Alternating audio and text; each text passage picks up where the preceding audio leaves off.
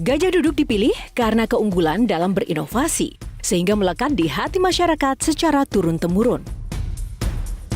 Perkembangan sarung sedemikian pesatnya, hingga sekarang tidak hanya digunakan pria sebagai outfitnya, tapi juga wanita di segala suasana. Sarung Gajah Duduk menawarkan kenyamanan yang sesungguhnya. Gajah Duduk hadir di setiap momen terbaik Anda. Sesuai dengan tagline kita, sarung Gajah Duduk adalah legenda Nusantara. Sarung adalah budaya kita, sarung adalah Indonesia.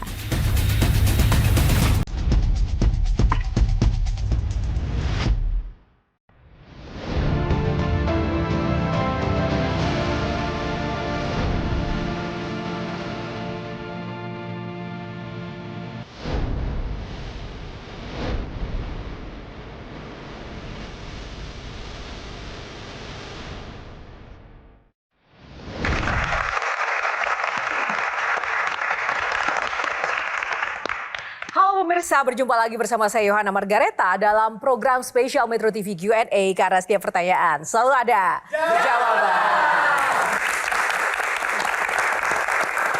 Terima kasih kepada pemirsa yang sudah setia menonton Q&A, dan juga terima kasih untuk penonton dan rekan-rekan mahasiswa yang sudah hadir di sini. Terima kasih teman-teman. Seperti biasa, tidak mungkin tidak spesial. Bintang tamu Q&A malam hari ini adalah sosok politikus yang saat ini menjabat sebagai Wakil Ketua Dewan Perwakilan Rakyat Republik Indonesia periode 2024-2029. Ia telah menjabat menjadi anggota DPR RI selama 3 periode berturut-turut. Dan tak hanya itu saja, sosoknya juga tengah disibukkan menjadi Ketua Pengawas Haji DPR RI 2025. Siapakah dia? Inilah bintang tamu kita, Haji Jujun Ahmad Syamsurijal. Tepuk tangan buat Pak Jujun. Apa kabar Bapak? Alhamdulillah baik. Bapak menjadi Ketua Pengawas Haji 2025, 2025. Pak. Ya. Nah, itu gimana Pak persiapannya atau suasana kebatinan ketika didapuk menjadi Ketua Pengawas? Ya, di pimpinan DPR itu kan sudah ada kornya ya. Jadi satu pimpinan ketua DPR, kemudian ada kor Polhukam, ada kor KEU, ada kor Inbang. Kebetulan saya di kor Kesra membawai komisi 8, 9, 10. Ya ini tugas harus kita jalankan.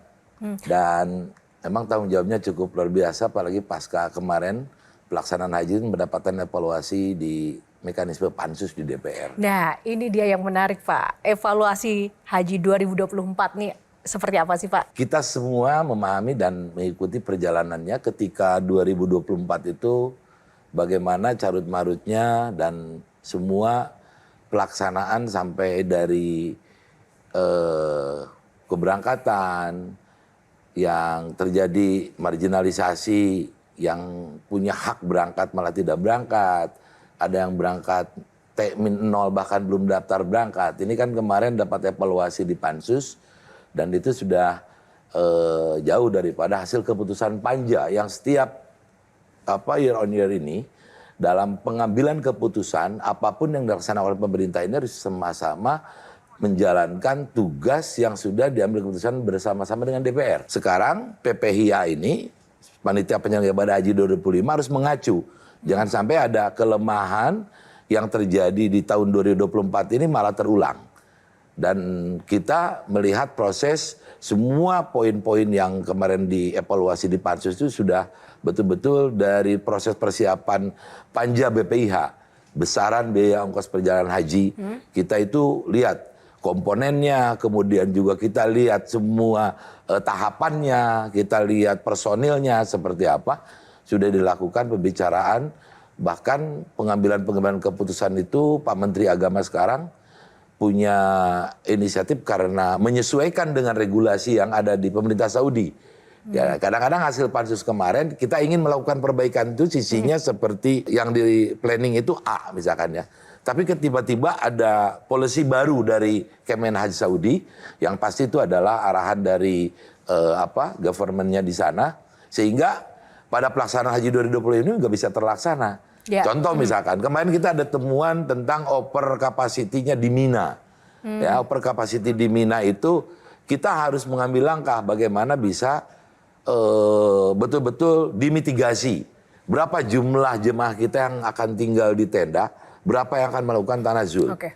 Nah ini karena polisi yang terbaru, si pemerintah Saudi ini memerintahkan kepada Kidanah. Kidanah ini kan pemilik wilayah yang di Arafah, Musdalifah, Mina ya. Nah, Dengan syarikah ditentukan sekian, kamu harus isi sekian. Nah kita nggak bisa karena itu otoritas di sana, di nah, mereka. segala tantangan dan informasi kesiapan itu di 2025 ini persiapannya sudah setransparan apa, Pak? Di awal masuk pada bulan Syawal kemarin, kita bertanya kepada panitia haji, terutama di bawah kendalinya Dirjen Penyelenggara Haji Umroh.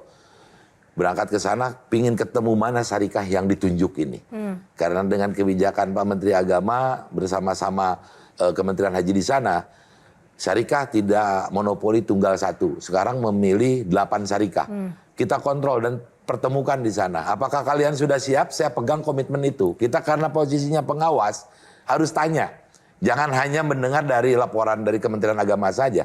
Kita tanya satu persatu syarikahnya, kalian sudah siap memberikan khidmah kepada haji kita ini? Mereka menjawab, ya mereka kita siap dengan pelayanan tertinggi, khidmatul ali istilahnya kata mereka itu. Tapi saya bilang bahwa apa yang kalian bicarakan sekarang harus sesuai dengan pelaksanaan ke depan. Dan day to day sekarang kita periksa udah banyak ya celah-celah yang inkonsisten dari apa yang mereka sampaikan di awal. Oke, salah satu celah yang inkonsisten apa, Pak? Penanganan mereka pelayanan terbaik sekarang contoh aja. Dengan pengetatan masuk ke Masjidil Haram seharusnya mereka antisipasi yang namanya ID nusuk ini sebelum jemaah masuk ke Mekah harusnya sudah dikirim ke Indonesia. Waktu itu komitmennya sebelum jemaah haji berangkat ke Mekah, nusuk ini sudah ada dibagi di embarkasi kita. Ternyata sekarang sudah di Madinah, sudah masuk ke Mekah aja. Ada yang 2-3 hari belum bisa masuk ke Masjidil Haram karena belum punya ID nusuk Nah, ini. prioritas pengawasan terberat itu dalam hal apa, Pak? Buat Bapak? Akomodasi. Akomodasi. Ya, Masih menjadi akomodasi. masalah ya, Pak? Problem banyak. Kadang-kadang ya kita itu dengan sekarang multi syarikah. Ya ini unpredictable karena mereka nggak terbuka juga. Kenapa bisa terjadi sekarang yang lagi viral ini ada bertebaran satu kloter bisa ditangani oleh 4 syarikah. 4 syarikah automatically ini hotelnya berbeda. Bahkan sektornya kan mereka satu sektor di Jarwal, satu sektor ada yang di Sisa, satu sektor di Mispalah, ada satu sektor di mana. Nah ada yang misalkan 390 di sektor 7. Yang tersisa ada yang 30 di sektor 9, ada yang di sektor 3. Psikologi jemaah kita ini mereka dari awal berangkat dari rumah bersama-sama. Ketika di sana terpisah ini kan problem. Belum kita cek bagaimana penanganan cateringnya. Ya, hasil dari MOU mereka ini antara panitia kita ya Kementerian Agama dengan Dirjen PHU-nya dengan si syarikah-syarikah ini. Apa betul sesuai dengan yang dipaparkan ke kita, bahkan sampelnya kita itu terima dan lihat di sana. Ini untuk makan sarapan pagi, makan siang, makan malam. Karena kita nggak mau evaluasi tadi 2024 ada makanan sudah tidak layak. Bahkan nggak cocok dengan ini bukan seleranya orang Indonesia. Kami itu jauh-jauh hari setiap tahun Panja Komisi 8 itu bahwa makanan itu harus sesuai dengan cita rasanya. Apalagi di kita. Ada yang orang Sumatera beda rasanya dengan orang Jawa. Bahkan di Jawa sendiri beda.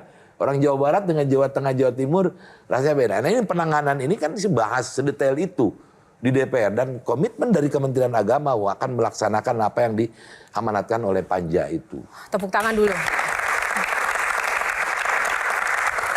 Tugasnya nggak mudah ya Pak ya? Tidak mudah. Semangat ya Pak ya? Ya tetap semangat. Tetap semangat. Biar lebih semangat lagi Pak. Ini juga banyak yang semangat ingin bertanya-tanya lebih dalam lagi soal kesiapan ini Haji 2025.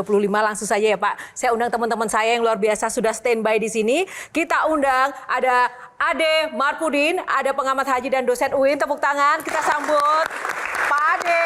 Apa kabar Pak? Silakan. Ada Ustaz Erik Yusuf, Ustaz. Terima kasih Ustaz. One and only Bang Henry Satrio. Yeah. Tepuk tangan lebih meriah lagi dong. Nah, Oh, bajunya hijau ya? Oh iya. Ada komentar dulu Pak dengan sosok-sosok yang nanti akan bertanya ke Ini Bapak. agak ngeri-ngeri juga ini yang Ngeri ya, Pak, nanyanya ya? ini.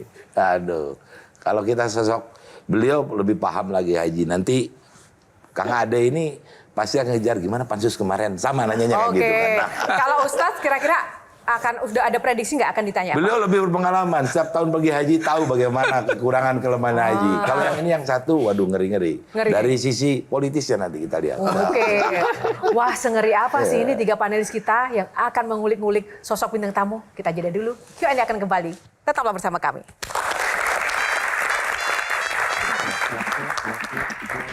Kita proteksi di sini jangan sampai ada satu pihak bisa menguasai ketika ada tambahan kuota dari pemerintah Saudi.